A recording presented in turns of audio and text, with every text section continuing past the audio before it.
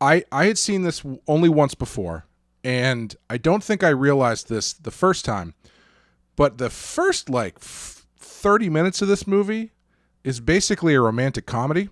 Yep. Or at least like a romantic drama. Yep. And we were watching it last night, and I was saying, like, if they remade this in America, it would be like it's basically the movie Hitch with Kevin James and Will Smith, except it takes a very dark turn. Yeah, it veers. Yeah. But I definitely remember not being ready for that, because they set up this story about this just lonely widower. Yep. Who is, he's in his he's middle-aged. Yeah. I would say. Yeah. And he's just looking for a new wife, and it's fairly benign, the setup, and like the gimmick of it is very romantic comedy silliness, where it's like, we're gonna hold an audition, we're gonna find you a wife, and it's like, yeah, okay, sure. Yeah, this is like only a couple steps away from like a movie like Pretty Woman or She's All That, right? Where it's like, right, yeah, you have to go out and like find this woman, and it's gonna be this like engineered situation, but in the end you're going to actually fall in love with each other, and it's going to be so wonderful. Yeah, or it's like in the end his buddy is played by like Dylan McDermott or something, who's a little bit older and a little bit kind of silver foxy.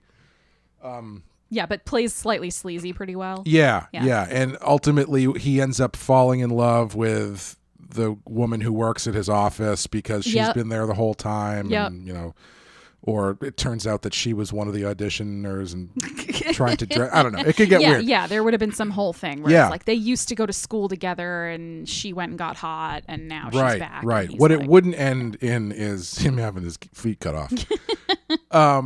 But yeah, it's really fascinating because it's a fairly benign setup until you really kind of look at the setup they're presenting you, which is one of an older man who is very much looking for like a trophy wife, not trophy wife, but I think a trophy wife is the perfect term for it. Yeah, absolutely. I mean, he talks about how he wants her to have like accomplishments in some way. Right. As Meredith said, in the Jane Austen tradition of accomplished women. Yes, where it's like, well, she plays an instrument, or she was a dancer, or she's had some sort of, like career accomplishment that she can be proud of and feel good about. And it's like, okay. And my favorite thing is that they talk about that the friend whose name I'm blanking on, starts with a Y.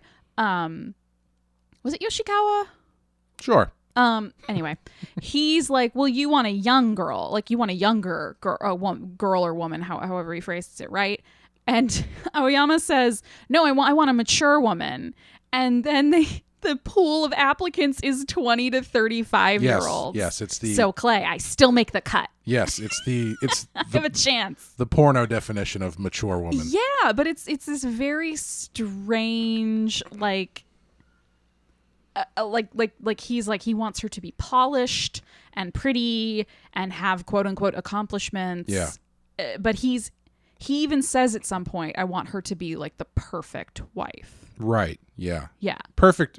What, like specifically perfect wife. Yes. Not the perfect person to be his wife. Right. And it's interesting because they I think the stuff that they do here, as far as these like gender roles and relationships go, is actually kind of fairly subtle. Yeah. Because you've got that scene where they're kind of talking, and like I said, it feels like a romantic comedy kind of setup, so it doesn't totally stand out at how kind of fucked up this is. Yeah. From the get-go. But they've got that scene where they're at the bar. Yeah. And they're talking about how the young kids are too loud and stuff. It's basically two older guys who are just want to date younger girls. But the interesting thing about that is it's a table full of young women. Right. And one of the men calls them common. Yes, that's right. Yes. Like that's not the right kind of young woman. Mm-hmm. They're too loud. They're too boisterous. That's not appropriate. That's not proper. And it's an interesting Where contrast. are all the nice girls is what they say. Yes. Yeah. It's an interesting contrast with his son and his son's kind of girlfriend there. Yeah. Because the father there is going out of his way to find this perfect woman. Uh-huh. And the son is like, I saw her at the bus stop. She seemed interested in dinosaurs. She was pretty and she was nice, so I talked to her. And Not now to we're mention- looking at dinosaurs. And it Not was to like, mention good the for fact. you. Not to mention the fact that he says that to his dad in front of her. Which I kind of love because it means he Yeah. probably already said it to her. Like, hey, you're really pretty. Do you want to come over and look at my dinosaur models? And Yeah. she was like, you know what? Yes, I do. Because they're both 5-year-olds, I guess. Yeah. But no, like it's a very different kind of relationship to or dynamic with women than the older guys have. That's a really good point that there's like not just the sort of more apparent like gender divide happening in this movie, but there's a generational one as well. And like the son even makes the comment that his dad's new girlfriend, when Aoyama tells him, he says she's 24, and the son says that's closer to my age. Right. And so, yeah, it is this interesting, like, not only is there the sort of pitting this older man versus a woman, it's a much younger woman. And his buddy there says, too, he's like, find someone you'd want your son to date. At some point when they're talking about... I missed that one. Oh, my God. He says something similar to that where he's like, find someone that would be good for your son. You know, that kind of thing. Yeah.